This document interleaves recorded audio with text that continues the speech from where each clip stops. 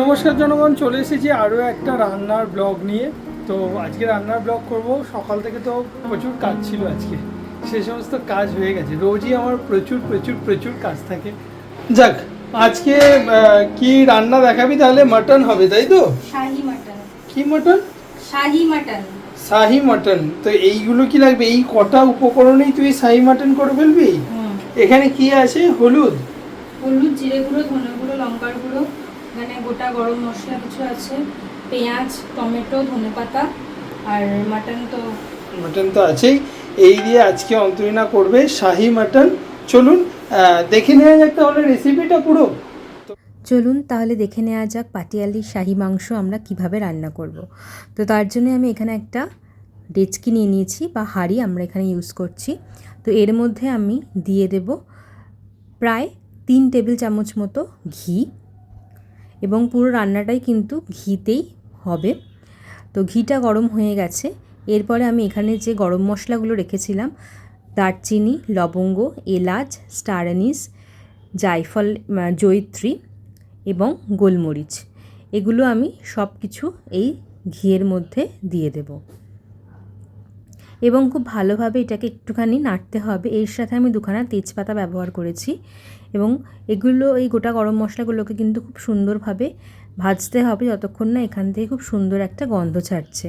তো এটা খুব ভালোভাবে ভাজা ভাজা হয়ে গেলে এটার মধ্যে আমি দিয়ে দেবো পেঁয়াজ কুচি। আমি এখানে 2টো পেঁয়াজ ব্যবহার করেছি 400 গ্রাম মাটনের জন্য। 2টো ছোটো পেঁয়াজই ব্যবহার করেছি।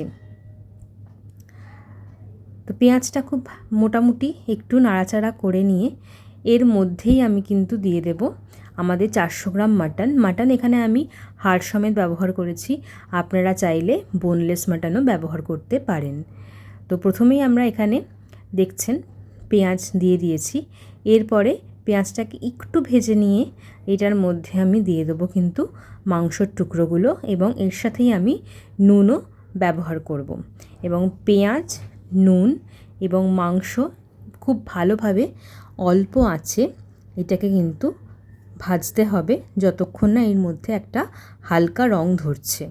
এবং এই রান্নাটা পুরোটাই আপনাকে কিন্তু ঢাকা দিয়ে দিয়ে করতে হবে, এবং কোনো প্রেশার কুকারের ব্যবহার কিন্তু আমরা এই রান্নাতে করব না। পুরো মাংসটাই আমরা কিন্তু এই হাঁড়ির মধ্যেই করব।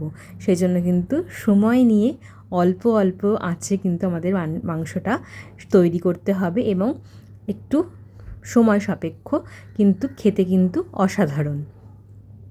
তো চলুন এবারে আমি মাংস, পেঁয়াজ এবং নুন খুব সুন্দরভাবে মিশিয়ে নিচ্ছি, এবং মিশিয়ে নেওয়ার পর এটাকে একদম কম আছে, লো টু মিডিয়ামের মধ্যে আমি রেখে এটাকে কিন্তু খুব ভালোভাবে কুক করে নেব, এবং এটাকে আমরা ঢাকা দিয়ে দিয়ে করব।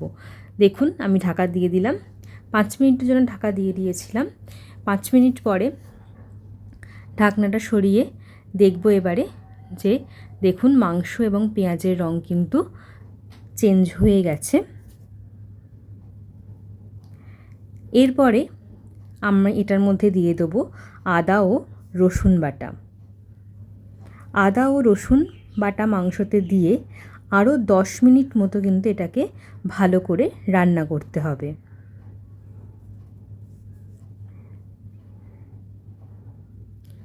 দেখুন খুব সুন্দরভাবে কিন্তু আমি এটাকে মিশিয়ে নিয়েছি, এবং এরপরে এটাকে আমি আবারও ঢাকা দিয়ে দেবো 10 মিনিটের জন্য।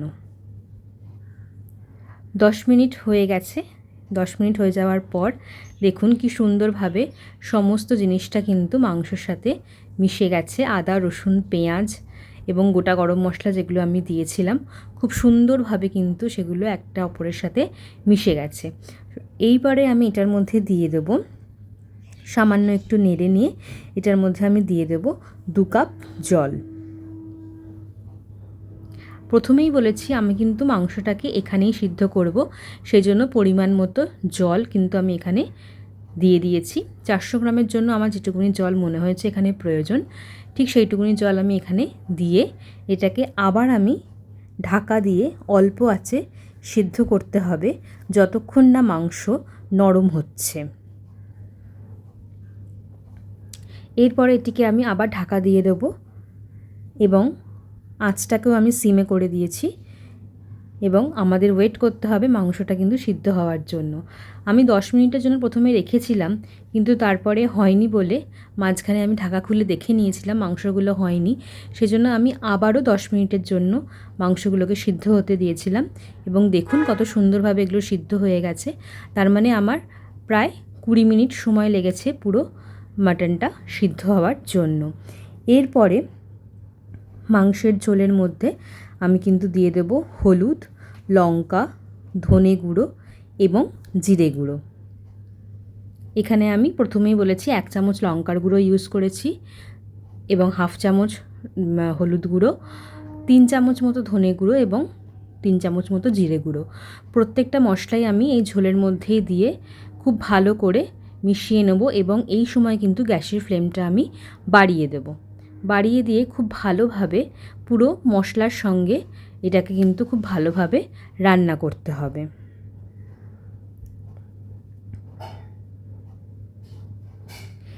এরপরে আমি এটার মধ্যে দিয়ে দেবো একটা টমেটো, যে আমি কেটে রেখেছিলাম সেই টমেটোটা এখানে আমি দিয়ে দেবো এবং টমেটো ফেলে কষতে থাকতে হবে ততক্ষণ যতক্ষণ না টমেটো খুব ভালোভাবে কিন্তু গলে যাচ্ছে। এবং টমেটোটা গলার জন্য আমি কিন্তু আবারও প্রায় 5 থেকে 7 মিনিটের জন্য এটিকে আবার ঢাকনা দিয়ে রান্না করব। এবং এই সময় কিন্তু গ্যাসের ফ্লেম আমার বাড়ানোই রয়েছে। প্রায় 7 মিনিট হয়ে গেছে, আমি ঢাকনা খুললাম। দেখুন টমেটোগুলোও কিন্তু খুব সুন্দরভাবে গলে গেছে এবং আর আমার জলের কোনো এখানে প্রয়োজন নেই। আপনাদের যদি মনে হয় যে মাংসের পরিমাণ বেশি বা জল লাগবে, তো সেখানে আপনারা 1/2 কাপ মতো জল দিয়ে আবার কষতে পারেন। আমার এটা প্রায় খুব সুন্দরভাবে রান্না হয়ে গেছে। টমেটো এবং মাংস দুটোই কিন্তু খুব সুন্দরভাবে রান্না হয়ে গেছে। এরপরে আমাকে কিছুক্ষণ টাইম দিতে হবে এই ঝোলটাকে একটু শুকিয়ে নেওয়ার জন্য। এবং এটার এত সুন্দর একটা গন্ধ বেরোয়, মানে যে জায়ফল, জয়িত্রী, আপনার যে গরম মশলাগুলো রয়েছে, এত সুন্দর একটা ফ্লেভার আসে যে আপনি যে কোনো সময় এটা পরোটা, রুটি, যে কোনো নান আইটেম বা পোলাও সব কিছুর সাথে কিন্তু এটা আপনি খেতে পারবেন। এবং এটা একদম আলাদা ধরনের মাটনের একটা রেসিপি এবং এটার টেস্টও কিন্তু একদমই আলাদা। এরপরে আমি এখানে দিয়ে দিচ্ছি 1 চামচ মতো গরম মশলা গুঁড়ো। গরম মশলা দিয়ে খুব ভালোভাবে এটাকে মিশিয়ে নিচ্ছি। দেখুন আমার কিন্তু মাংসের গ্রেভিটাও অনেকটাই কমে গেছে এবং প্রায় আমার রান্না কিন্তু রেডি।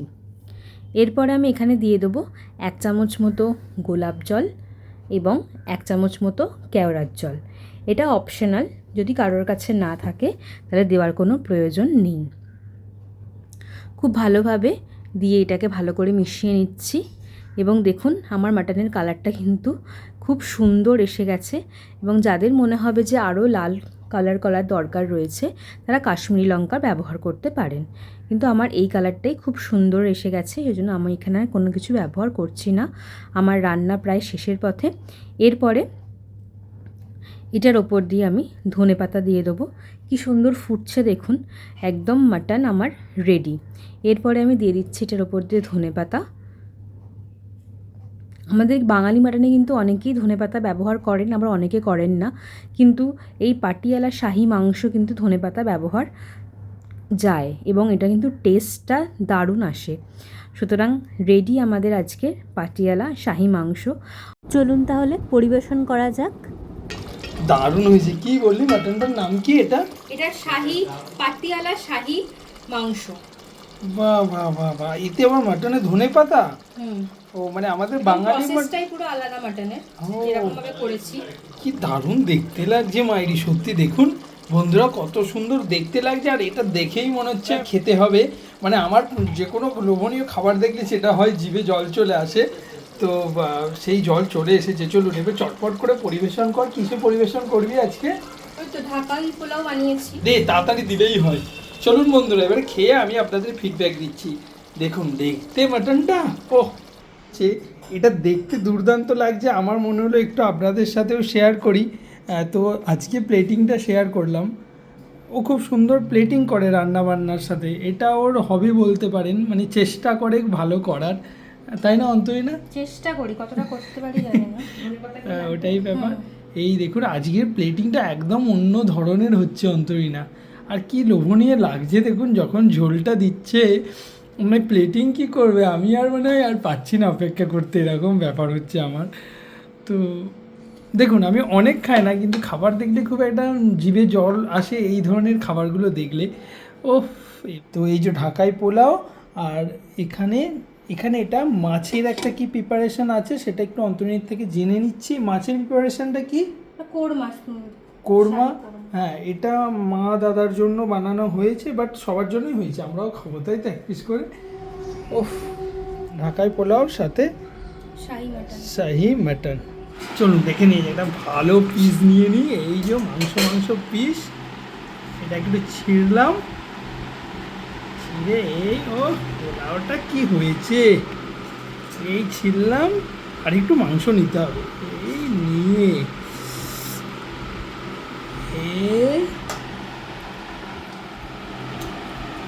এক্সেলেন্ট, মানে একদম অন্য ধরনের মটনটা, আর দারুণ দারুণ হয়েছে।